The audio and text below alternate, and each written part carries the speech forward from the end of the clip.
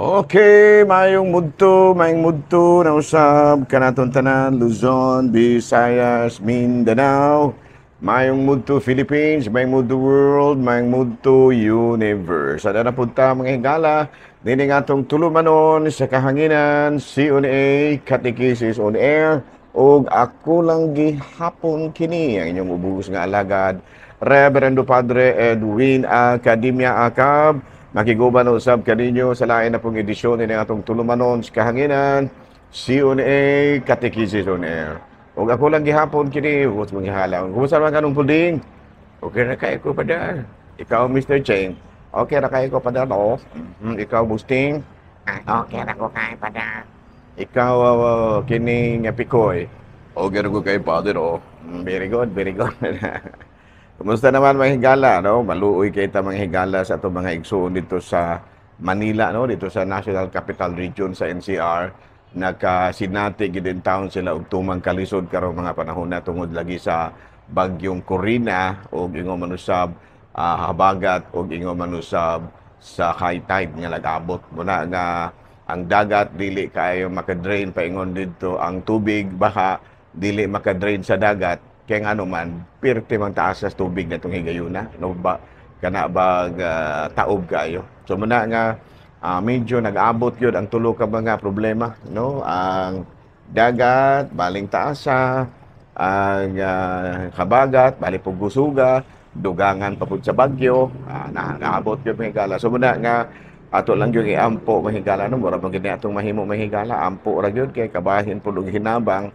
Naaram mong Ginoo te ikapadala pud ginagmay sa atong diocese pero dili gyud ingon sa kay daghan ba kay tao didto no kinahanglan gyud daw dakong kandidat sa lapi kay daghan ba kay tao Manila may mga ulo ayungon lang na kay jutay-jutay ra man may kana yung Manila grabe no nahala no salamat kayo sa inyong pagpagig-uban kanatko karon og naghinaot ko mahigala nga ana gyud kitang tanan sa Kapiskay Panglawas walay ubo walay sipon walay laban sa ulo mayong budang. Kaya mong katingala mahigalahan ay gasagit-sagit dire sa kuwang layo. Kaya medyo kuan ko no. Kana nga nagfiesta po mga higala ang dungganon dire sa mua. Dungog daw na nagay ta ini. Kaya di man po mahimo o di ko mo record mahigala kay okay no, ari kita mahigala sa atong Saint of the Day. Kaboy no ang atong Saint of the Day karon. Walay lain kung dili si matod pa diri sa ato ang listahan ang ato karon nga santo mao ang duha ka buok magtiayon San Joaquin o Santa Ana. Ayan no. Kaya ang ilahang anak mao ang ato ang mahal nga birhen sa ato pa apuhan ni sila apuhan sa atong Ginoong Jesucristo. Hala no, padayon ta mahigala bason pula man ang tawag dili kayo. Na, kusog na ba yung kayo? Kusog na ba yung kayo mahigala? No? July 26, birthday na ang oron mahigala. So, iampo ko ninyo nga mawala ng ato ang mga sakit-sakit sa lawas. No? Padayon lagi gihapon. So, karong adlaw mahigala, sa ulog na to ang fiesta ni Santa Ana ug ni San Joaquin. Nahala, no? Ari na tayo mahigala sa ato ang Saint of the Day. Abi na may higala no. Aso sa mayroong santo karon. Of course, si Santa Ana o si San Joaquin. Ari na ta may higala sa ato ang sa kadili mahalaka kung siradaan ni putas. Abi na akong gisarhan ang bintana may higala ron dili kayo kusog kay murag di kita magdungog aning lakawa. Roman Catholicism, papacy. You know, the papacy is an additional source of authority, no, for Catholic Church. While many Catholics turn to the Bible for guidance, the Catholic Church also abide to turn to the teachings of the Pope. You know, the Pope is important as he represents a direct, direct Bible back of Jesus no, in the UN no, sa ato pa ang atong simbahan mga higala ang mga authority nato The papacy is an additional source of authority for Catholic Church, while many Catholics turn to the Bible for guidance. Ato pa, ang ato ang mga pagtulunan, mga higala, naagyod sa Bible. Pero ang additional pod, ang papacy, apil na ang papacy, mga higala. Kaya santo papa ba? Sa kining gitawag natong teachings authority of the church. Unya, binase nato kini sa Juan kapitulo 21 bersikulo 15 hangtod 18. Sa nang niingon si Kristo ngadto kang San Pedro, atimana ang akong mga karnero. Pedro, nahigugma ka ba kanako? Atimana ang akong mga karnero. Pedro, gihigugma mo ba ako? Oo, Ginoo, nasayod ka nga gihigugma ko ikaw. Mitubag si Ginoo, ang atong Ginoo. Atimana ang akong mga karnero. So kining gisulti ni Kristo nga pag-atiman sa mga karnero, apil na niini ang paggiya o ang pagtudlo. No, matud pa. Naunya sa kining ato ang pagtulunan, basta gani amahan, basta gani giya o pagtuo o pagtudlo, pag-atiman sa espirituhanong kahimtang, gitawag nato kini og santo kining amahan, no, Father. Kay gani si San Pablo niingon ngadto sa iyahang mga sakop, nahimo akong amahan tungod sa nahimo akong amahan sa inyong pagtuo. So muna nga si San Pedro gitawag siya og papa, the first pope, no. Abi no, kana siya nga mga pagtulunan na mga higala, dili nato na siya ingnon nga gitawag nato ato-ato ra.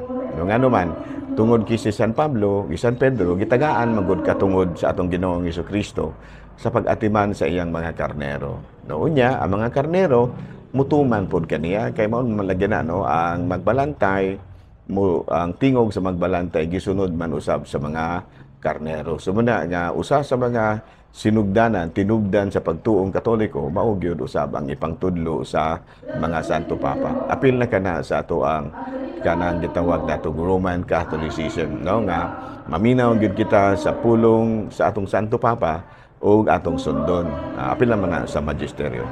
Apil na may galadunay mga pangutana, no, kita ako sa debate ni kining Father Darwin Gitgano o niadtong usa ka pastor. Kaya ang mga pastor dili gyud sila mutuman, di gyud sila mutuo nya si San Pedro mao gyud ang una nga Santo Papa, no.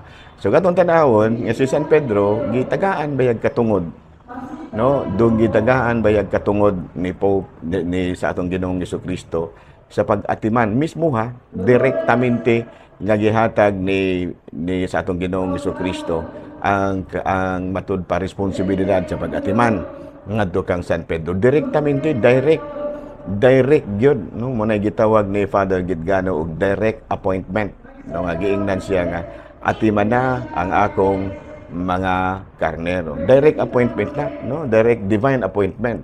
So muna nga kining maong divine appointment walay lain na gitagaan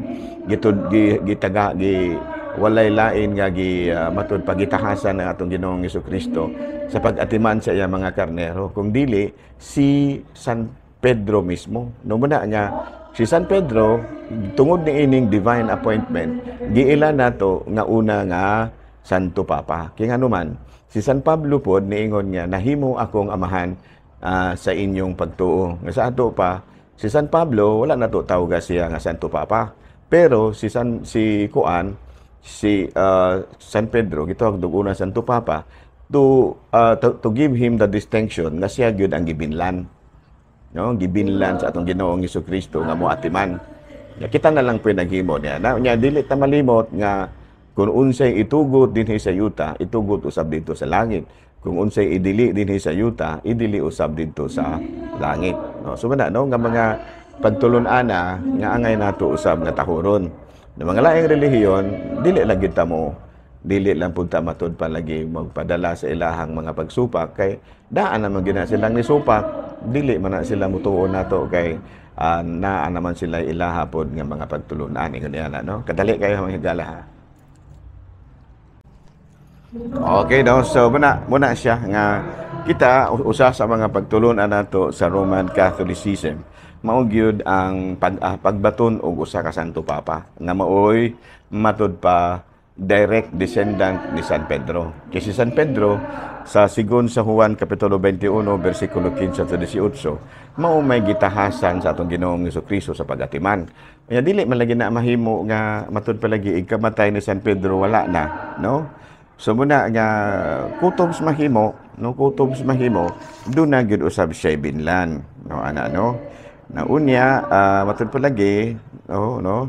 Gani giingnan niya si Pedro matud pa diri sa Mateo Kapitulo 16 versikulo 18. Busa sultihan ko ikaw si Pedro og ibabaw ni ining bato, tukuron ko ang akong simbahan ug bisan gani ang kamatayon dili gayon makabuntog niini. Ihatag ko kanimo ang mga yawi sa kingharian sa langit. Ang imong idili dinhi sa yuta, idili usab dito sa langit. Ug ang imong itugod dinhi sa yuta, itugod usab dito sa langit. So muna po usa sa ato ang maupo ni gitugot, no, nga si San Pedro atong giila na pinakauna nga Santo Papa. Aron nga siya mo atong ilhon nga matud pa direct yun supervision, no, direct supervision ni Saint Peter, of course together with the Pope, together with other apostles, no. Gani ang mga apostoles giingnan man ni sa atong Ginoong Jesucristo sa Mateo 28 versikulo 19 sa 20. Tungod ini sa inyong pagpanglakaw, himuan ni ang akong mga himua nga akong mga tinunan ang tanang katawhan sa tibuok kalibutan. Bunyagi sila sa ngalan sa Amahan, Anak, Espiritu Santo, ug tudloi sila pagtuman sa isugo kaninyo ug hinumdibi nang uban ako kaninyo sa kanunay hangtod sa katapusan sa kalibutan. Unya sa ikaduhang sulat ni San Pablo ngadto sa taga Tesalonica Kapitulo 2 versikulo 15, busa mga igsuon, barog nga maligon sa og pagpabilin, no, barog nga maligon og pabilin kamo diha sa mga gikabiling pagtulunan o pamatasan nga among